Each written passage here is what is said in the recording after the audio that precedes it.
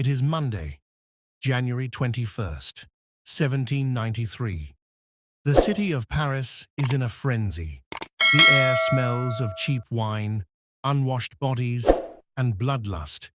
In the center of the Place de la Révolution, the King of France, Louis XVI, climbs the scaffold. He tries to speak to his people, to claim his innocence, but the drums roll over his voice.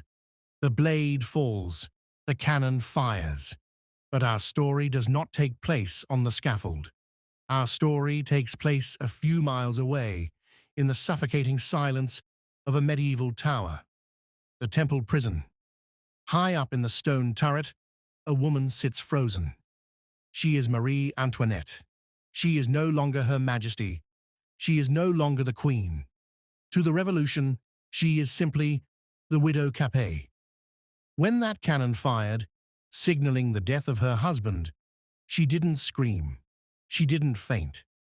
She fell into a silence so deep, so profound, that her daughter later wrote, "It was like watching a statue breathe."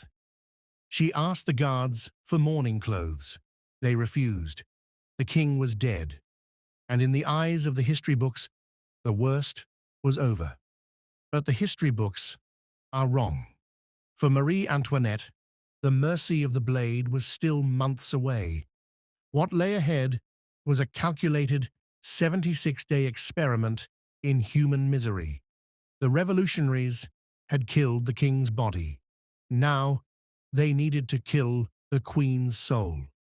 If you are fascinated by the parts of history that get left out of the classroom, the dark, psychological underbelly of the past, you're in the right place. Welcome to the Gruesome Historians. Let's step into the dark. You have to understand the layout of the Temple Prison to understand the torture. It was a fortress built by the Knights Templar. Thick walls, narrow slit windows, damp air that settled in your lungs. After the king's death, Marie Antoinette wasn't alone. She was locked in with her sister-in-law, Madame Elizabeth, her teenage daughter, Marie-Thérèse, and her son, Louis Charles. Louis Charles is the key to this horror story. He is 8 years old. He has golden hair, blue eyes, and a gentle spirit. With his father dead, the royalists now consider this terrified little boy to be King Louis XVII. To the men of the Committee of Public Safety, that child is a nuclear weapon. As long as he is in the arms of his mother, he is a threat. They know they cannot break Marie Antoinette through hunger or cold. She is too proud. She is a Habsburg. She was raised to endure. But every mother has a breaking point, and they knew exactly where hers was. July 3rd, 1793. The middle of the night. The Queen is asleep. She sleeps lightly these days, one arm always draped over the bed where her son lies. She has become obsessive, watching him, terrified that the shadows in the room might hurt him. Suddenly, the door crashes open. 6 municipal officers enter. They are not the regular guards. These men are rough, smelling of stale tobacco and aggression. They hold a decree. The order is simple, but the cruelty is complex. The boy is to be separated from his mother. This is the moment the Queen dies and the mother takes over. Witness accounts describe a scene of primal chaos. Marie Antoinette leaps from the bed. She doesn't plead. She barricades. She places her own body between the men and the child. She grabs the bedpost, anchoring herself. "You will have to kill me," she screams. "You will have to strike me down before you take him."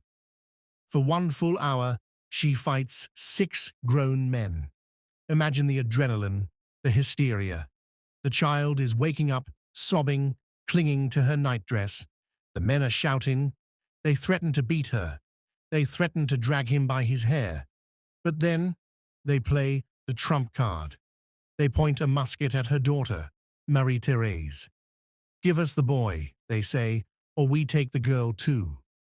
The fight leaves her body. Defeated, weeping uncontrollably, she picks up her son. She doesn't just hand him over, she insists on dressing him herself. It is a slow, agonizing ritual. She puts on his socks, his little coat, smoothing his hair, trying to pack a lifetime of love into 5 minutes. She whispers to him to be brave, to remember who he is. They rip him from her arms. The door slams, and then silence. If that scene hit you hard, take a second to hit the like button. It helps us share these forgotten stories. But here is where the torture becomes truly psychological. They didn't take the boy to a distant castle. They took him to the floor directly beneath her. Marie Antoinette spent her days lying on the floorboards of her cell, pressing her ear against the wood. The revolutionaries assigned a tutor to the boy. His name was Antoine Simon. He was a cobbler, an illiterate brute, a man chosen specifically because he hated the monarchy. His instructions were not to kill the boy, but to destroy him, to get rid of the prince inside him. Through the floor, Marie Antoinette heard everything. She heard Simon screaming at the child. She heard the sound of a whip cracking. She heard her son crying out for maman, and she heard Simon beating him for saying it. The guards recorded that Simon forced the 8-year-old to drink excessive amounts of wine until he passed out. He taught the boy to curse. He took him to a brothel to make a man of him, exposing a confused child to venereal disease and trauma. Day after day, the mother on the floor above listened to the slow, systematic destruction of her son's innocence. She stopped eating. She walked in circles. This was the first phase of the dismantling. By August, the revolutionaries grew tired of the slow game.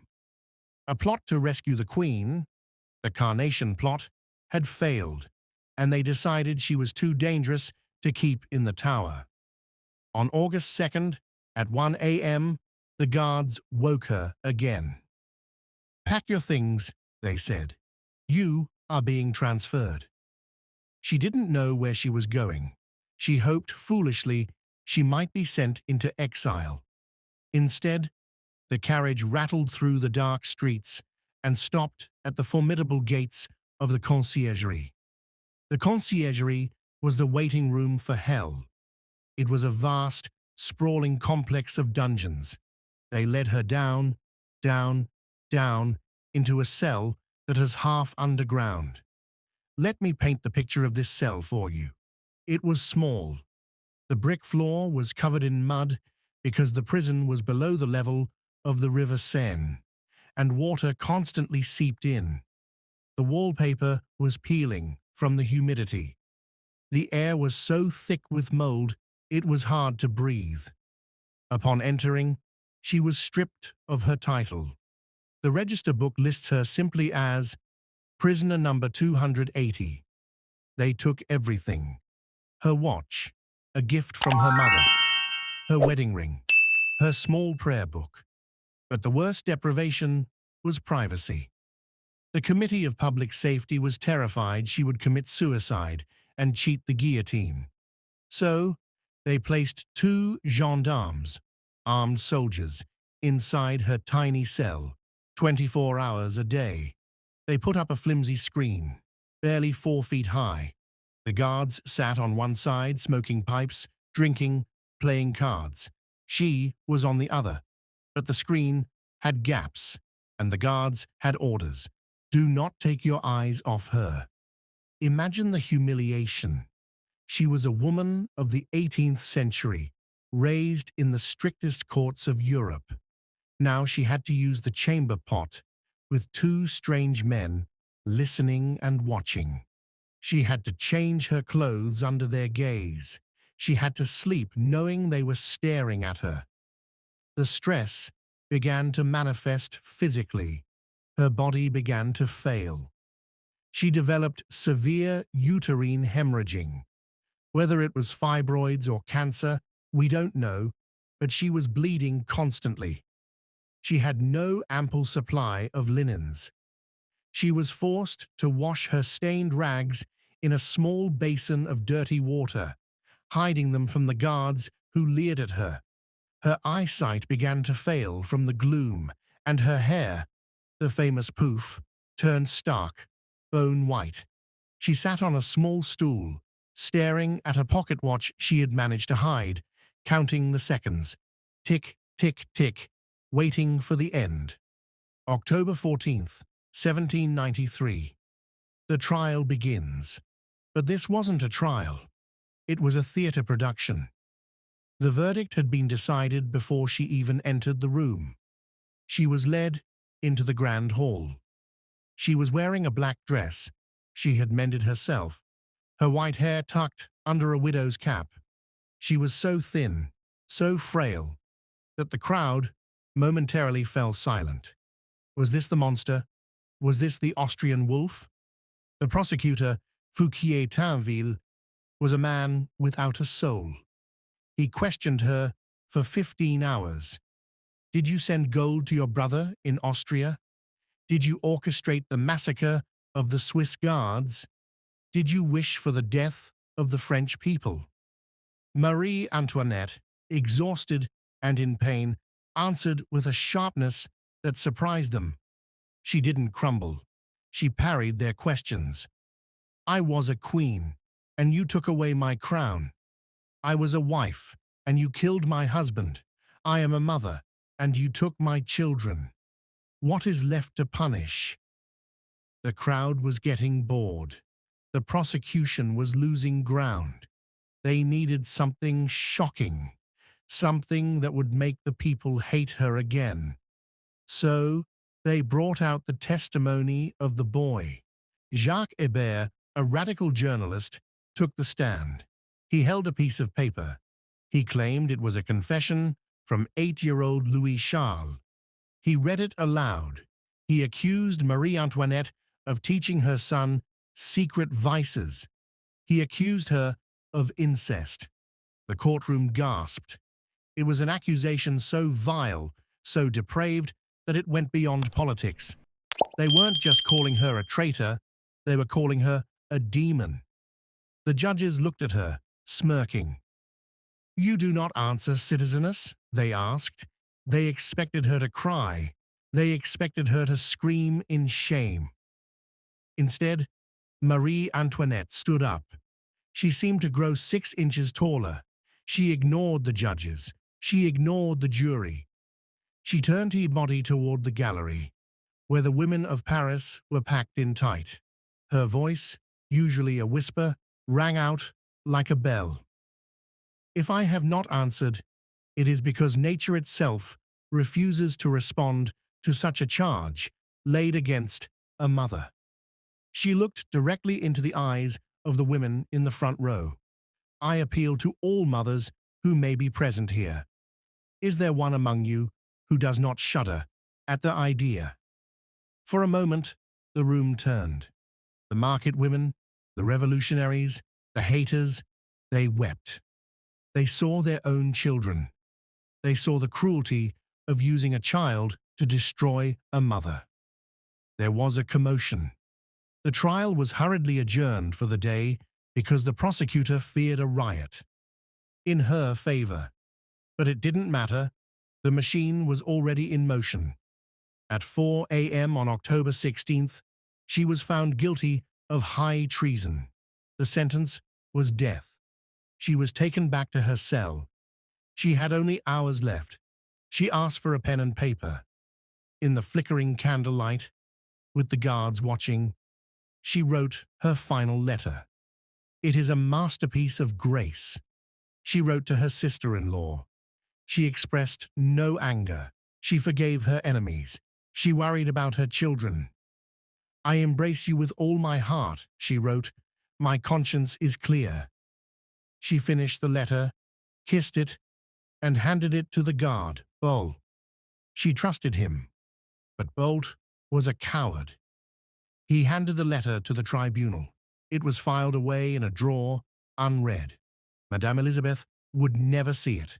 She would die on the guillotine months later, never knowing those final words of love existed. The sun rose over Paris. It was a crisp autumn day. The executioner, Henri Sanson, entered the cell. He was a professional. He told her to turn around. He took a pair of heavy shears and hacked off her hair. It fell in clumps to the muddy floor. He then took a thick rope and bound her hands behind her back. He pulled the ropes tight, too tight. She gasped. "You did not bind the king's hands," she whispered. "Do your duty," was the only reply. They led her out. When the king died, he was taken in a closed carriage. He was allowed to pray in peace. For the queen, there was no such mercy. They forced her into a tumbrel, a wooden cart with no sides, usually used to haul manure or logs. She was made to sit on a rough plank of wood, facing backward. This was the final torture. The procession. For over an hour, the cart jerked and rumbled over the cobblestones. She had to use all her core strength just to stay upright, because her hands were tied. The crowds were massive. 30,000 people lined the streets. They screamed at her. They spat. They threw rotten vegetables. "Death to the Austrian! Look at her now!" But she gave them nothing. She stared at the rooftops. She stared at the tricolour flags waving in the wind. Her face was a mask. She had already left this world. We are almost at the end. If you're still with me, you're witnessing the final moments of an era. The cart stopped at the Place de la Révolution. The scaffold loomed high, casting a long shadow, the guillotine. She climbed the steps. She lost her shoe. Her legs were shaking, but her head was high. And then, the most famous accident in history occurred. In her blindness, in her exhaustion, she stepped on the executioner's foot. Henri Sanson, the man who was about to cut off her head. She stopped. She turned to him. She didn't beg. She didn't curse. "Pardon me, sir. I did not mean to do it." Think about that. After 76 days of torture, after losing her husband, her children, her crown, her dignity, her hair, and her freedom, her final instinct was politeness.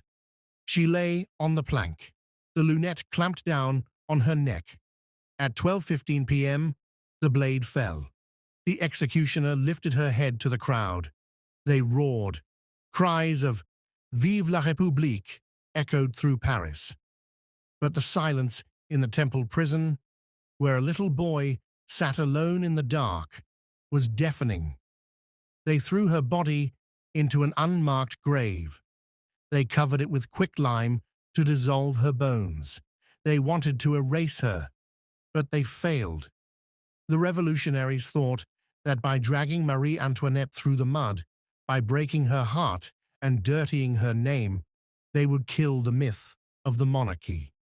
Instead, they created a martyr. Through their excessive cruelty, they took a frivolous spending queen and forged her into a figure of tragic resilience. They stripped away the silks and revealed the steel beneath. The true horror of this story isn't the guillotine. It's the empty room in the Temple prison. It's the letter that was never delivered. It's the son who was tortured to testify against his own mother. It forces us to ask a difficult question. In the pursuit of liberty, how much cruelty is justified? When does a quest for justice become just another form of tyranny? Direct address, intimate, haunting. I want to know what you think. Was she a villain who got what she deserved? Or was she a mother destroyed by a machine she couldn't stop? Let me know in the comments. And if you want to join us As we uncover more forbidden history, click subscribe, ring the bell. We have so many more bodies to dig up. Until next time, be careful what you whisper in the dark.